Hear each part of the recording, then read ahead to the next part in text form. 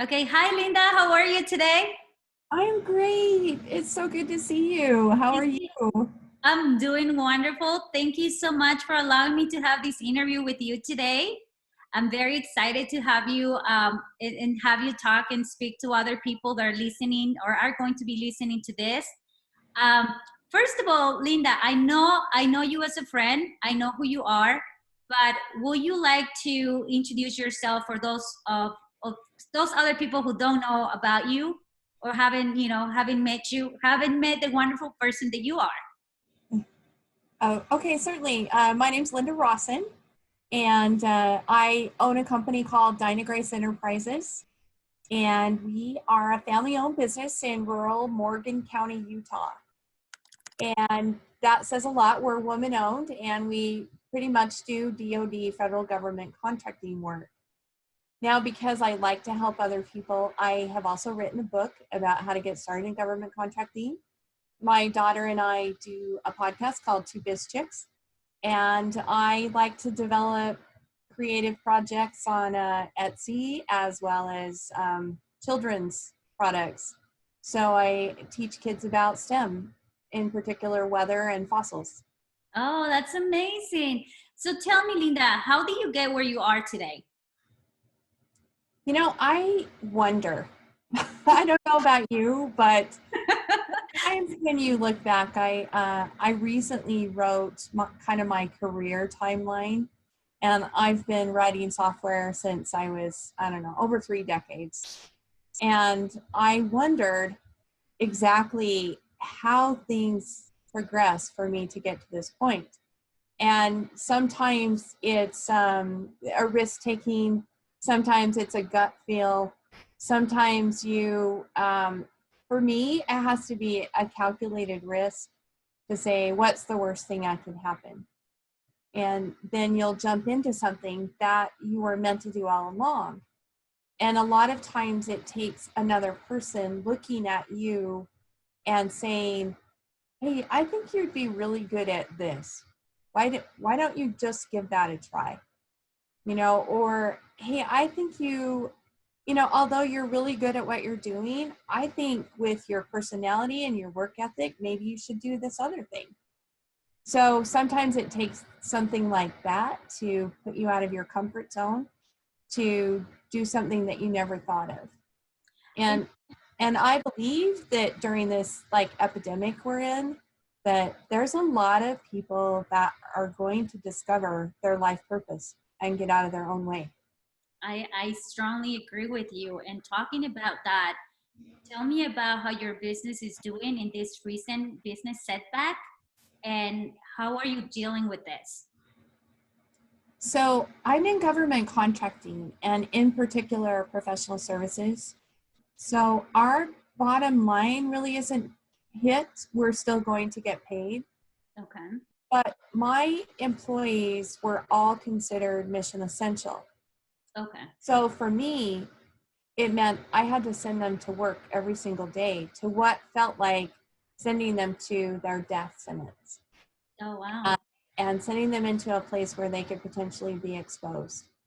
And all of that situation has brought stress to my life because I care about my employees a lot. And we do have one that's at a greater risk. And so we've had to, as a business, come up with work for them to do. Luckily, the contracting officer and the government person, since they are in a support function, said that they could do alternate day work schedules. So we've been able to work something like that out. Okay. Okay. So I know this is a lot of risk for you to send one of your employees because you obviously love them. So tell me how, obviously, we talked about the risk of starting a business, the risk of doing something that you've never done before, the risk in being a career, a woman in a career, mostly that I see more men being in development. We see this changing nowadays, but so how do you learn to embrace risk taking? So I really like Mel Robbins' approach. I don't know if you have ever read anything she does, but it's kind of like a 5, 4, 3, 2, 1 dump. And because the more you think about it and you stress about it and you analyze it, you're not going to do it. Yeah. And you know, my first when I became an entrepreneur, it was a shock. I had never even thought about it. And this person came to me and said, well, you know, you're going to have to quit your W-2 job. You're going to have to, you know, and it was a risk. I mean, so the best thing you can do is think, well, what was the worst thing that could happen? Well, my kids could eat like macaroni and cheese for days on end, you know, whatever. It wasn't really, when I boiled right down to it, it wasn't really a risk. Do you feel the same today as you felt before? If for any reason, and I'm asking this question because I see a lot of people being very tied up to their financial situation and having a really hard time coping with what we're going on right now, because they feel if they lose the money, they lose pretty much the sense of being. So at this point, as successful as you are you still, and hopefully, you know, this won't come to this, but do you feel you'll be okay thinking the same way? If anything came to worse, I will be okay eating you know what I mean? Will you still have that same mentality, knowing that maybe before you were used to having a little bit less of a financial situation, and now as we get better and better at what we do and we get more blessed as finances come in, do you still think that you can feel that same way, or are you more concerned now because you now know, okay, I kind of like having more and I don't want to go back? But what will you suggest to people? What's your mentality, and then what will you tell others that are thinking in that sense of the financial sense only, and they're more involved into thinking that the money is the most important, right? Right. And as I get a little closer to retirement, all of that comes into play, you know, with wondering, you know, because you want to be able to retire and to be comfortable when you retire. So it's every day, it's like a question about, well, should I do that or shouldn't I? You know, but in the end, you know, the best thing is to follow your passion and the money will follow. And if you don't, you'll regret every single day that you didn't. So it's better to try and to fail than not try at all. Do you feel you are in your dream career right now? You said that somebody may have suggested to you that this is something that you will be good at. Is this, do you feel that you're in your dream career? I feel I still struggle a little bit with what that looks like. Okay. I feel sometimes I go down a certain path and it feels right, and then it doesn't end maybe the way that I thought it was going to end, or if I had a clear direction, I'm a really good executor. I'd be on it and it would be done. So I mean, I believe that we're all still striving to find our ultimate career, or even our ultimate passion in life, our life purpose, if you will. Do you feel like as we're changing, as we're learning more and more and more, then you kind of want to become always a different person, always striving for something greater? I feel that for me, that's kind of the case where, man, I already like came to this step, but now I want to go to the next one and the next one, and it never ends. And it's always something. And I think that comes with growth, right? That's how you develop the leadership skills, which takes me to my next question. What is the most important leadership lesson you've learned, and how has it proven invaluable to you throughout your career? I believe the most in leadership, the most important lesson that I have learned is to use my intuition more and to really listen. Okay. It will actually tell you if it's a bad situation or a bad person or a bad agreement. And I sometimes wonder if I had followed my intuition and if I would be in a different spot in certain areas. But in other areas, I did just completely jump on my intuition. It's always worked out. Okay, so it's pretty much following intuition, and I know now. And also, I would have to say assertiveness. Like, I, I'm a nice person, Sometimes I've let things go too long because as a leader, I need to say, no, that's not right. And we're done. Right. That's just it. And sometimes, you fall for people's excuses or you try to help them too much when the reality is you need to stop and let them live their own life, and you can't rescue or control their situation. Yeah. And so you just need to, I always say fire early at Okay. any sign of trouble, because if they're going to do that after a month, they're going to be continuing to do that the whole time they're employed with you. And I think this goes more than just business. I think sometimes we see that in our family settings where we just want to help so much, and I think it's non-stop, right? And we need to realize at one point that everybody's here to live their own life. And I think I read one time that said, when you fire someone, because I remember sometimes people tell me I have a hard time firing people, but at the end of the day, you are doing this person a favor because they're not at the right place. When you are at the right place, you're happy, right? You're Right. performing, you're wanting to put 100%, but when you're not, you're just not interested. And that you may be that person that's guiding them towards their next goal, to their next passion, whatever it is that they're going to do. And so it's very important to do that. And I think visually, if you imagine taking that personal hat off and putting the business hat on, that it makes it much easier, because it's not a personal thing, it's a business thing. Correct. And your business is your livelihood. So, and they're messing with it. Yeah, and so tell me a little bit about, where do you see, as a female entrepreneur, where do you see are your biggest strengths? What has gotten you where you are? I would say persistence, Persistence? giving up. Yeah. Oh, I love that. So how do you view your leadership style? How do you lead your crew? How do you lead your team? I lead by example, and also instructional, like example, and make sure they know all the processes. And I'm pretty a gentle giant until I'm angry, and then it's done. Right. So I was like, what kind of form of communication do you have? Are you strategic or tactical? He was like, I'm tactical. I'm done. Let's get it done. But that's good. Is there any advice that you would give to a female entrepreneur in your field that's standing out today? What have you learned so far that you can say, if I did this all over again, what are some pieces of advice I would give this person? So I do mentor a couple of women in my field getting started in government contracting. And a lot of times the women that I teach are very analytical. So Correct.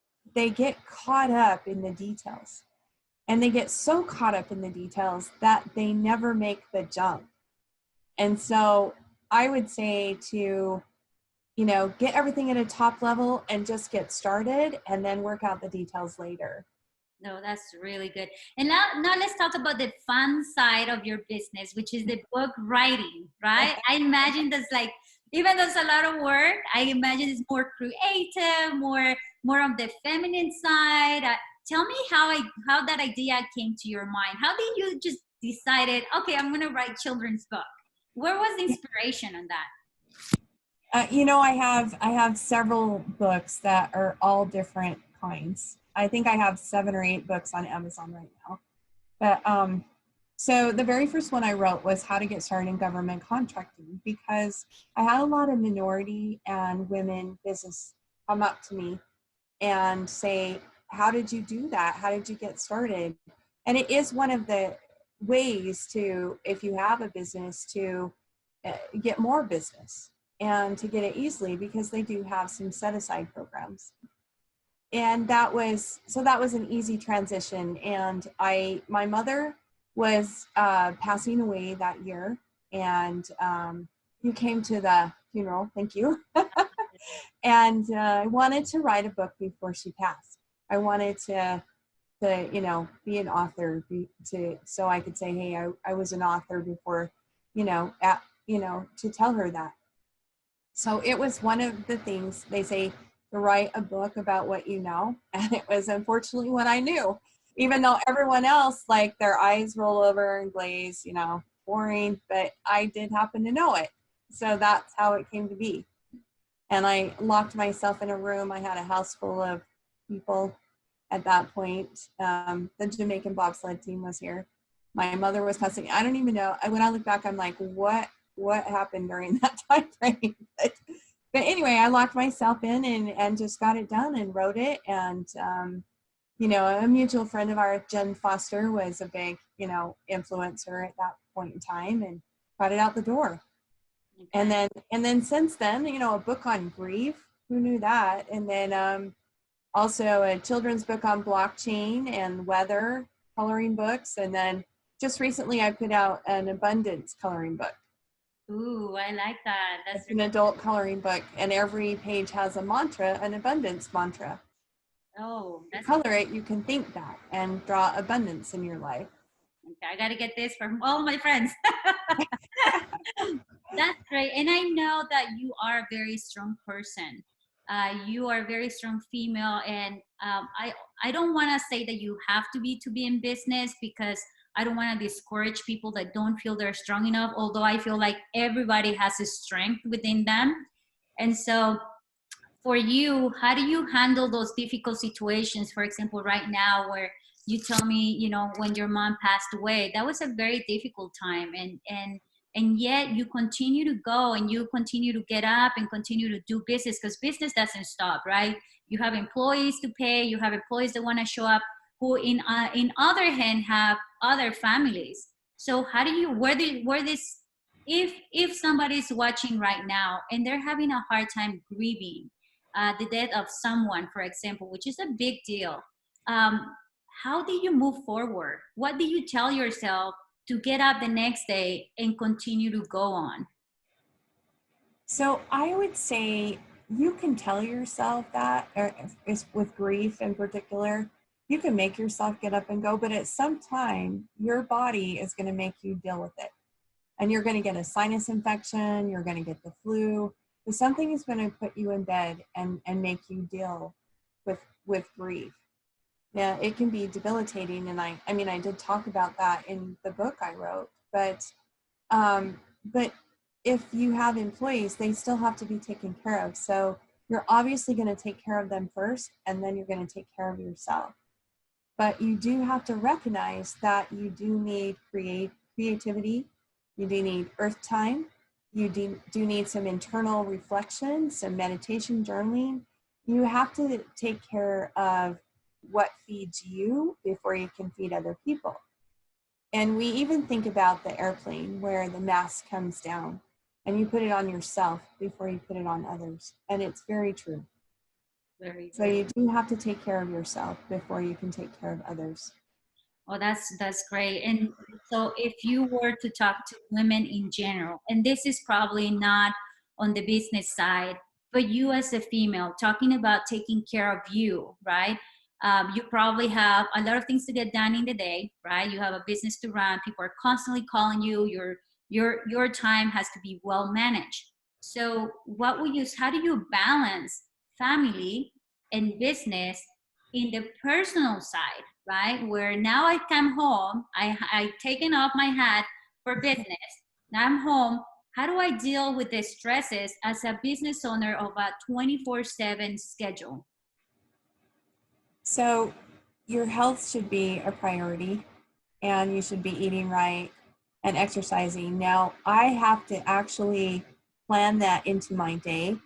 It has to be calendar entries. I call it babysitting myself, because I will work myself to death and not take any breaks and not remember family and not, take the time to have a date night or whatever. So it's very important, and it's part of my time management. And I haven't recently, but I used to grade myself every week. How much percentage was I, giving to myself versus everything else? So it's really about time management. Oh, okay. So it's schedule that time to take time for yourself. Schedule What are that some of the time. things- what Put yourself in your own calendar. okay, great.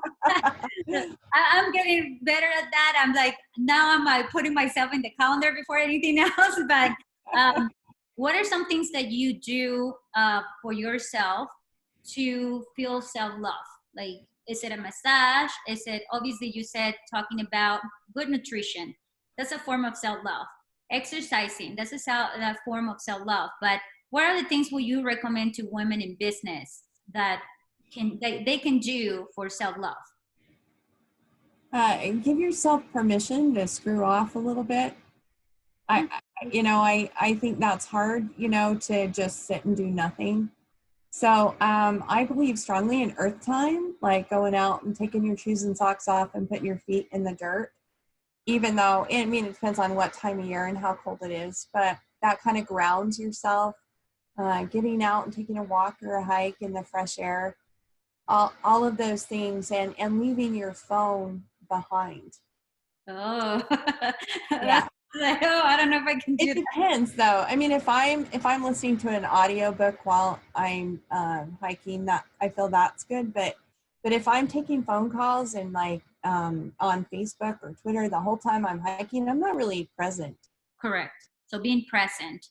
And so Yeah, now on the other hand, I know this situation is having a lot of people scared, right? We're living in times where people are not going to work and people live payday to pay, like paycheck to paycheck. Some of these people were caught up with no savings, and so now we look on the other side of the coin. Now, not so much of the business owners, but the people that don't so much own a business. And you and I have been in that situation where before we did not have businesses, right? We worked for somebody else, and that was also probably could have happened to us.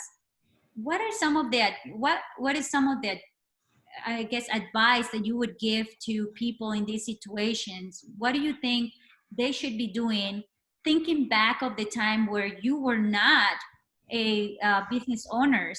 How would you have handled this situation? uh, oh wow, if I was an employee right now, I haven't, it's been like 15 years since.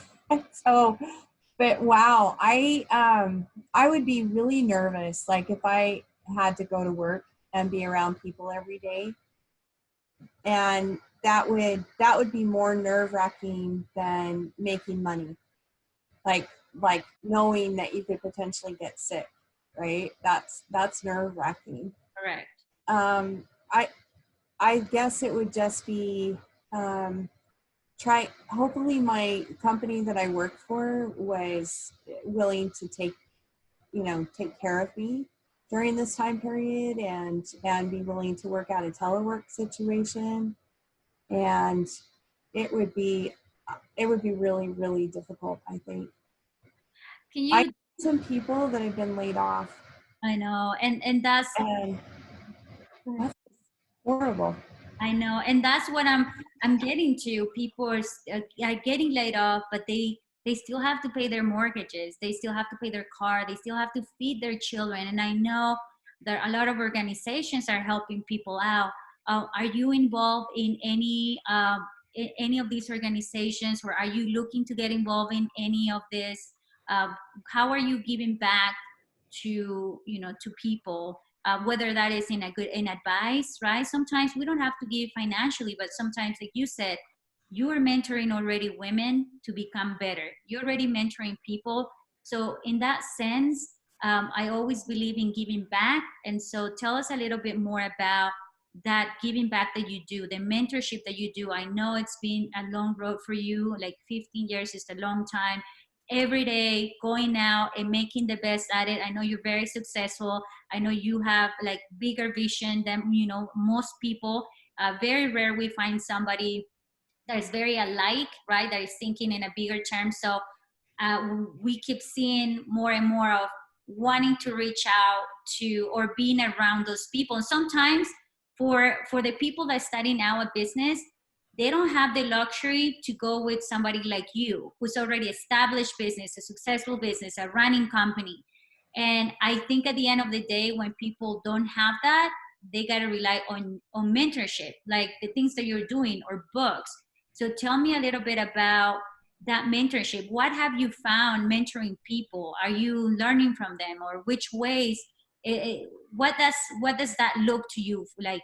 You know what I mean? Like, Well, I think sometimes when you teach people, it makes you realize how much you do know. And sometimes I know you're the same way. You're very talented, and sometimes things come really easy to you, and you think that they come easy to everyone. So the ability to teach someone from scratch zero, from square zero, is hard. yeah. Because like, well, I didn't even think about that. It was so easy for me, and I just kind of glossed over it. I can't even imagine that people need to start there, but yes, they do. And the girl that I'm working with now, she is, I'm working with 3, I think, but the one in particular, I just had a call with her today. She so talented, but so frightened that she's the one that she's worked out all the details, spent hours and hours and hours, and won't hit the button to submit. Okay. The response to a solicitation. And Correct. she just chickens out. And it's like, well, just, what, are you ready? I mean, just hit it. Yeah. I can walk you off the line. Just call me. We can push the button together. Yeah, yeah. And I think that takes us to our next subject, fear, right? That's a big deal for everyone, for every business person, even for myself. Like, I tell people, when people say, oh, are you taking the next project, don't you think that I'm happily taking the next project? I'm also like thinking about what can come, thinking about what can happen. Like right now, out of nothing, we just came down in real estate, where people are, today they're like qualified for 220, tomorrow they're qualified for 300. Like, it's up and down, right? Because everything's like uncertain. So I do feel that fear, but yet I still take that next step. So tell us, for you, how fear comes in your life and how you deal with that. Like, I know you probably, are you still fearful of taking other projects, or you just like, not anymore? It's something that for me is like a project that I want to do, and so I go do it. But when you did have fear, how do you deal with that? Oh, I think we all have fear, I have an extreme fear of like falling. I thought it was heights, but it's really falling from heights. And so I forced myself to go skydiving, and I forced myself to go on cliffs, and I make myself overcome that fear by just, jumping in and doing whatever it is. And I still get petrified to public speak, even though I do, a lot of it. So I think it's just making yourself overcome your fear.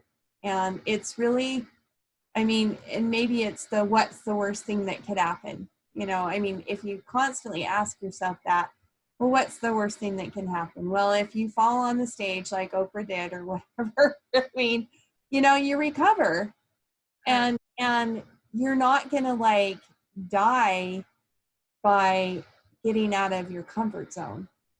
In Correct. fact, you're going to grow. And so that's the bottom line. Yeah, I like that. So, going on our last subject, I know you're a very spiritual person. I know that you are very in tune with your intuition. I know we had a trip that was very, like, for me, it's like, what's happening? Right? Like, all my psychic powers came like heightened when I was around you. And I remember that. I'm like, oh, I'm seeing things that I've never seen before. And it's funny because you told me about this before we went on the trip. Like, when people are around me, things happen. And so tell me about the spirituality. How has the spirituality helped yourself in overall, in life, in businesses? And how do you come? I know for me, spirituality really came when I had a very sad moment of my life. And I almost lost my life at that point. And that's when I became extremely I wanted to search for meaning. I wanted to search for something. So for me, it was that moment. What was it for you? Were you always a spiritual person? Tell us a little bit more about that side of you. So mine came when my brother passed away. He passed away in 2012. I have two brothers, and they both passed away. But in 2012, he passed, and I needed to know that he was okay. So my belief in what happened in life after death was not set in stone, and I began a search to figure that out. Well, through that process, I came to what my spiritual beliefs are, and they're not organized religion, and it's pretty much light, energy, and sound is what happens to us after we leave. And also, I believe strongly in reincarnation, that we are going to live again in some other form until we've learned everything that we need to learn.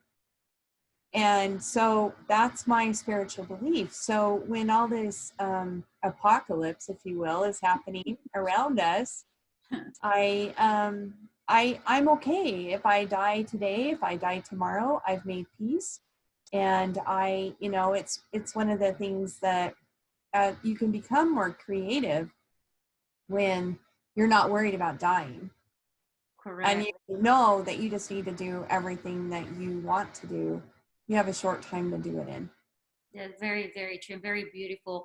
And also, I forgot about something before that I want to touch with you. How do you bring your children into leadership for business? I know you have great kids that, like your daughter helps you with your business, and I love touching this subject for mothers. And also because I forgot it before we go, tell me about that. Tell me, as a mother in business, how difficult was it for you to come home and run a business and have children to feed and have all this stress in life that everybody seems to have? How do you deal with that? Because I know, now your daughter is successful, you're both working together in business. How can parents, how can mothers do that for their own children? So I believe that you have to create independent thinkers. Your children need to be able to think and to overcome and have some common sense. So if you're not there, they know what to do. And I think that that happens, and giving them responsibility and chores, and introducing them to concepts that maybe they didn't think about before. So preparing them for adulthood is the biggest gift that you can give your children. Oh, I love that. So is there anything else you would like to share for us? Anything about business, spirituality, or some books that you love? I see books behind you, artificial intelligence from here. Like, what are some books that you recommend, or anything that you would like to share with us? So I really like Oprah, and I got the chance to see her this year in person. It You was like did? amazing. Oh, I love Oprah too. I know. So I would say The Path Made Clear by Oprah is something I actually listen to at least a couple times a month. Okay. It's a real quick, you could listen to part of it or listen to the whole thing, because she interviews, I don't know, 100 different people, and they have little tidbits, and I listen to it on Audible. Okay. So it's just motivational. As an entrepreneur, you have to constantly motivate and inspire yourself every single day. And I noticed the good entrepreneurs are usually voracious readers. They read and read and read. Correct. And so I feel like you're just going to constantly learn. And that's what makes you better. I like that. So what is one advice in life that you will give someone? Like, what is that? In life, I learned blank. To work hard. Homework. And I think it comes down to like action reaction, right? If I don't act, there's nothing can happen. So thank you so much for your time. I really appreciate this interview. I know you're a busy person, and I feel very honored to know you as a friend and to have this time with you. I admire you as a woman, as a business owner. So I really appreciate that you are here for the advice that you've given us.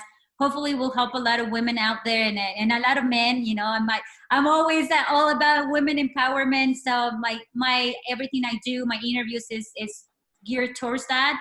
But hopefully we can, you know, we can just give that advice out there. Is there a place where people can find you about your business, about your books, where people should look for you? LindaRawson.com. Okay, sounds good. Yeah. Okay, thank you so much, Linda. Have a wonderful afternoon, and we'll see you soon. All right. Sounds good. Thank you so much. It's Thank been a you. pleasure. Bye. Bye.